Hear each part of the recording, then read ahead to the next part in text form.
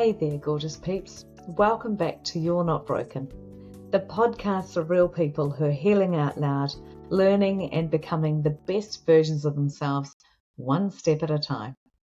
I'm Tracey Race, a registered nurse for 31 years and still practicing, a certified master mental health and wellness coach, trauma-informed specialist, but someone who's walked this path of anxiety, self-doubt, depression, and still navigating it too. Now, today we're talking about something that honestly has taken me a very long time to fully embrace: compassion, and especially self-compassion. For years, I've believed that just being harder on myself has made me better. Better as a nurse, better as a mother, as a human, now as a coach and a business owner. I just push harder, expected more. Don't let myself off the hook, I'd be enough. But here's the truth. I've learned, and as I'm learning, and the research backs it all up, you can't hate yourself into healing or being better. So what self-compassion? What is it? Self-compassion is the practice of treating yourself with the same kindness and care and support that you would offer a friend. Psychologist Kristen Neff is one of the world's leading researchers in this field, and she breaks it down into 3 key components. Number 1 is self-kindness. This is about being warm and understanding towards yourself when you fail, when you struggle, rather than harshly criticizing yourself. Number 2, common humanity. So recognizing that suffering, mistakes, and setbacks are actually all just part of being human, and we're not alone in our struggles. And number 3, mindfulness. Staying present with your thoughts and feelings and emotions, but without trying to over-identify them or push them away. Now, I remember back to the birth of my first child, obviously very excited about it. I read everything I could before about it. I went to breastfeeding classes before. I was going to do this. I wanted to be as good as I could. But postnatal anxiety and depression hit me hard. I was my harshest critic. I used to think, I should be coping better. I can coordinate an intensive care unit, a shift. I can look after patients requiring ECMO, specialist services, you name it. I should be enjoying this more. I should be better at it. What is wrong? Why am I still in my jammies and it's midday? The perfectionist streak and my negative Nancy inner critic, like a bloody cricket, really kicked in. And it wasn't until I realized I needed help, I reached out for help. And this is where I learned and started to learn the practice of self-compassion and what it really is. But actually practicing it.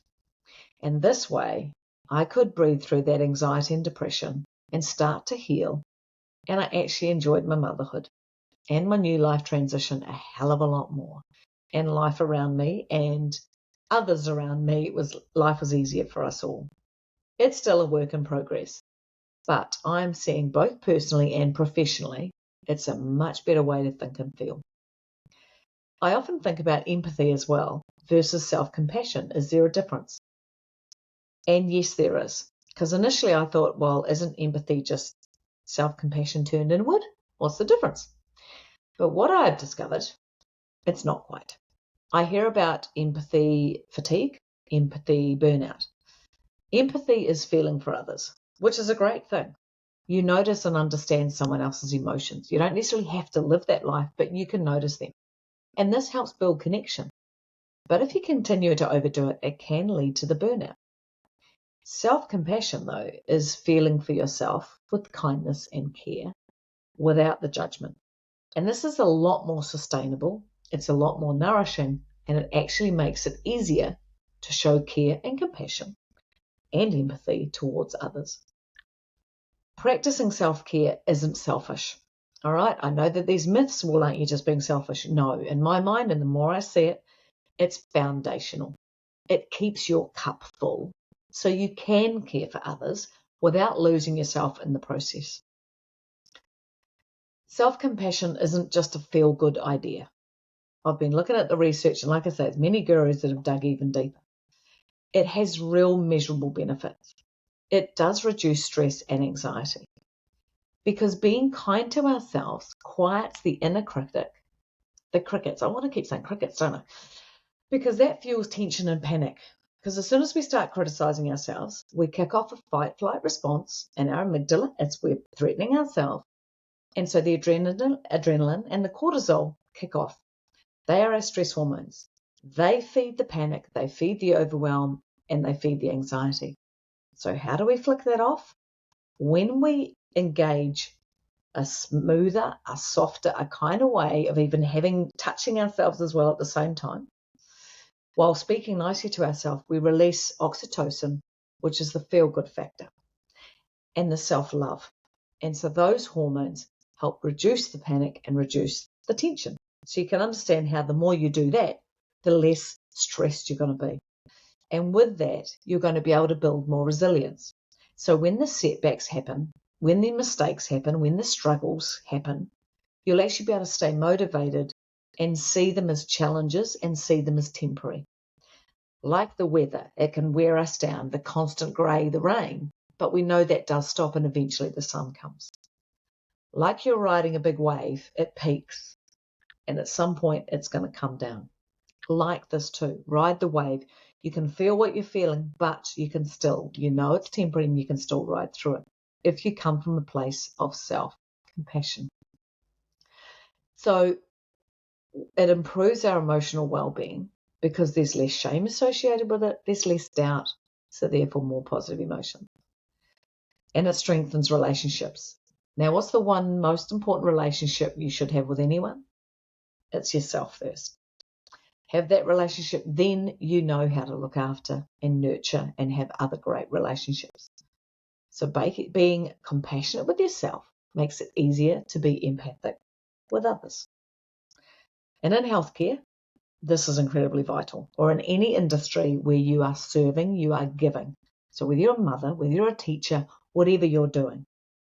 Because I see on a day-to-day basis, staff working relentlessly. They are caring for everybody else, but they're forgetting to look after themselves.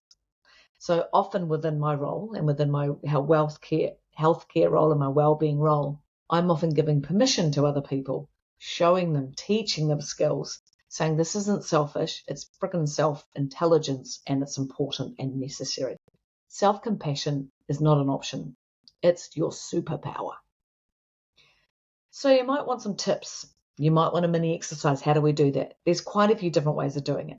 But how about we just try a little practice now? Now, self-compassion, once again, it's a practice. It's not about perfection. It's not about tests. So tip 1, we want to speak kindly to ourselves. So anytime something has happened or whatever, and once again, your little critic kicks off and you hear that you're stupid, you're not good enough, my God, why don't I know this, how to do it, how many times have I done this?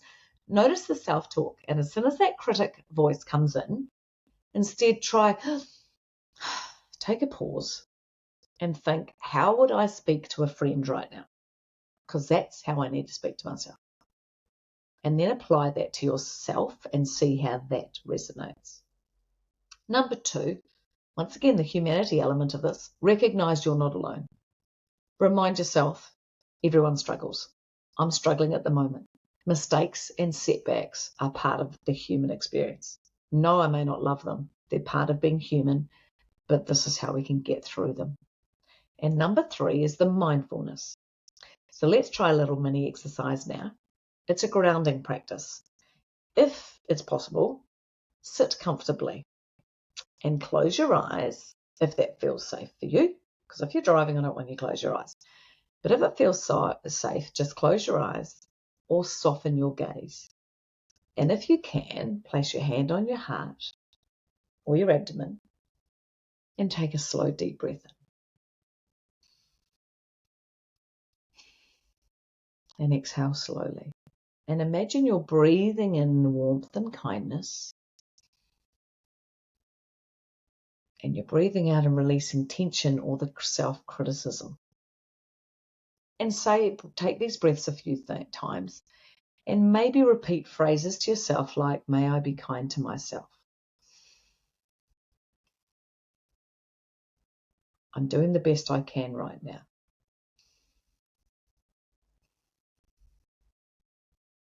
May I be kind to myself. I'm doing the best I can. So try that with a few deep breaths, 3 to 5, and then slowly open your eyes and try and carry that warmth and gentleness with you.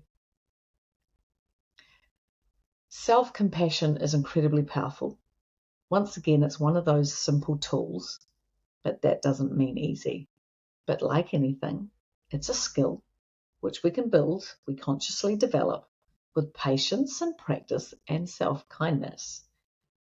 So if it resonates with you and you want more exercise or to dive deeper and get even more different exercises, I recommend looking at Kristen Neff's exercises. She has lots of practical ones, they're evidence-based and they're free. I'll put the link in the show notes. And I'd love to hear from you. How do you practice self-compassion in your own life?